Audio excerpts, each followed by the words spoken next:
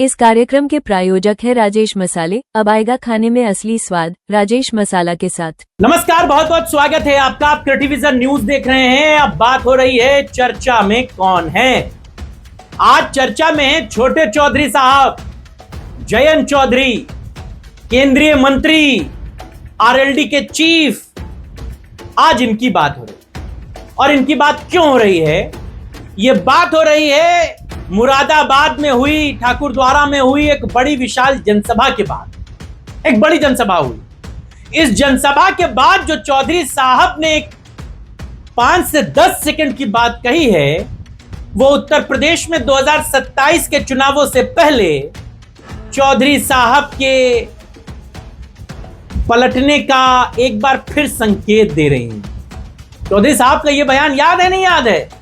जब अमित शाह ने उन्हें कहा था कि आपके पिता आपके हमारे साथ रहे, बीजेपी के साथ अच्छे संबंध रहे, आप भी आ जाइए। चौधरी साहब ने बड़े गरजते हुए मंच से कहा था कि मैं कोई चवन्नी थोड़ी हूं जो पलट जाऊंगा। लेकिन चवन्नी तो पलट गई और चौधरी साहब बीजेपी के साथ चले गए। इसके बाद चौधरी साहब की फजीयत भी खूब हुई। वो वाला बयान आपको याद है, नहीं याद है? नहीं याद है तो एक बार सुन लीजिए।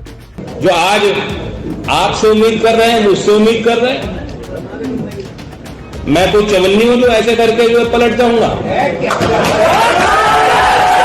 सुन लिया आपने? ये वही बयान था चवन्नी पलटने वाला। लेकिन इसके कुछ ही दिनों के बाद ट्वीट हुआ खीर खाने का, और खीर खाने के लिए वो बीजेपी में चले गए। खैर, ये सब बातें तो होती रहती हैं।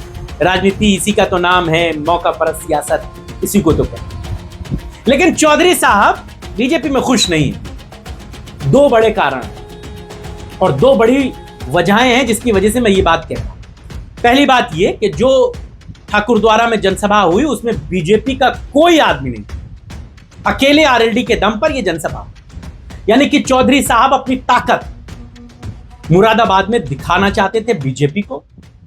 वो लगभग 30-35 सीटों की डिमांड कर रहे हैं।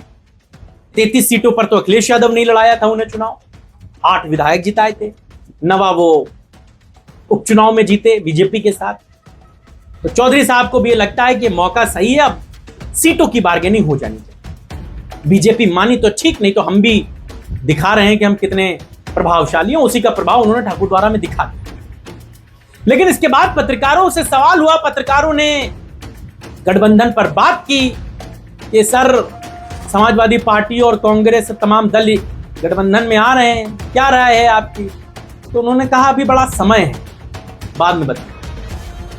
पहले चौधरी साहब की बात सुनिए आप। कांग्रेस का गठबंधन सामने आ रहा है, किसने देखा? अभी बहुत समय है। सुन लिया आपने? समय है, बाद में बताऊंगा इसका क्या मतलब है। क्या चौधरी साहब के मन में कुछ और चल रहा है? अगर बीजेपी से सीटों पर बात नहीं बनी, अगर बीजेपी के साथ चीजें नहीं बेहतर चली, अगर बीजेपी के साथ बहुत कुछ बेहतर नहीं हुआ, तो क्या चौधरी साहब फिर से अंतरात्मा की आवाज सुनने वाले हैं क्या? क्योंकि बीजेपी ने तो अभी उनके साथ एक बड़ा गेम भी कर दिया था। अभी जब यूपी में कैबिनेट विस्तार हो रहा था तो बड़ी चर्चाएं थी कि चौधरी साहब, जयंत चौधरी, ये चाहते थे कि उनके एक मुसलमान विधायक को कैबिनेट में जगह दे दी जाए। और इसका फायदा चौधरी साहब ये चाहते थे कि भाई जब मैं जनता के बीच में जाऊं तो मैं लोगों को यह बता सकूं कि भाई बीजेपी भी मुसलमानों के साथ है। हमारे देखिए विधायक को मंत्री बना दिया, आप ही के बीच के थे, क्योंकि 2 मुसलमान विधायक जीते थे समाजवादी पार्टी के साथ 22 के चुनाव में।